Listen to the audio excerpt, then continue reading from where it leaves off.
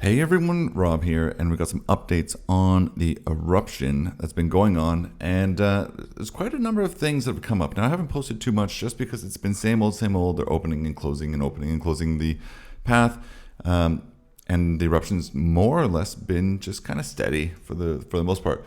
But yesterday they were saying that the lava is going to reach Söderstrandsvägar, which is the not the road to the airport, but the other one. And they're saying that mid-August, that's kind of where it's going to go based on predictions. And there's a lot of assumptions based on simulations that they've been doing. And the Laboratory of Volcanology and Natural Hazards at the University of Iceland published a series of photos that we can see here.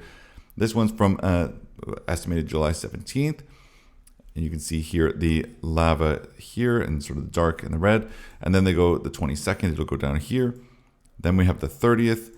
And then 17th of August, and you can see the road is down here at the bottom, and we can see how it's going there. But even though they had all of this, the rim of the crater that is all of this simulation is based around, it actually broke. And if we look at the video here that was posted, this is a time lapse from Roof's cameras, which is the national broadcaster. You can see the side collapsing.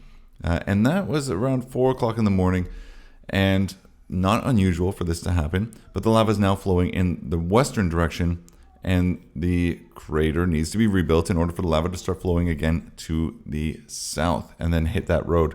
So, of course, we'll just take a look at that again if you want. But this is not uncommon. Happens all the time with eruptions. I mean, it's unpredictable. And the intensity increased slightly last night. And there seems to be some increased activity overall, but then, of course, the rim collapsed and so forth. So you never know where it's going to go. So that's why they are opening and closing these areas all the time, because it is just a dangerous and unpredictable, natural disaster, I guess is what you'd call it. One other thing that was sort of big news. There's quite a lot of people and a lot of activity going on with the police in Södernes, which is where this eruption is taking place, and in the eruption area. And this is just from last night. Several people had to be assisted, and there were some who did not obey the instructions. And the police are asking people to stay out of the danger zone, because who knows what's going to happen. They've said it before that they are not going to rescue people who are trapped on lava. And if it turns into a lava pool and you're there, people are not going to risk their lives to try and go on lava to save you. So rescue teams did help a woman who had a bad back. She was helped down to the parking lot. A 12-year-old girl was exhausted on the trail, had to be taken by rescuers there. Women got separated from a tour group and was found. Police also are sort of helping out with several people on four-wheelers who did not obey the police's instructions. And so in their announcement, the police are saying that stay out of the danger zone. It's not good to go there. It's unpredictable. And work with the police, behave in accordance with their instructions, and do not enter the marked danger zones or the prohibited areas. It's important to keep in mind that the eruption area is in a dangerous area where conditions can change suddenly. So police are again warning people to stay close to the areas that are designated when they are allowed to be opened. Be mindful of the gas pollution from the eruption. And of course, danger increases when the wind dies down, because this gas sort of gets trapped, it's not blown away. And life-threatening gases can collect in sort of lower depression areas and can be fatal.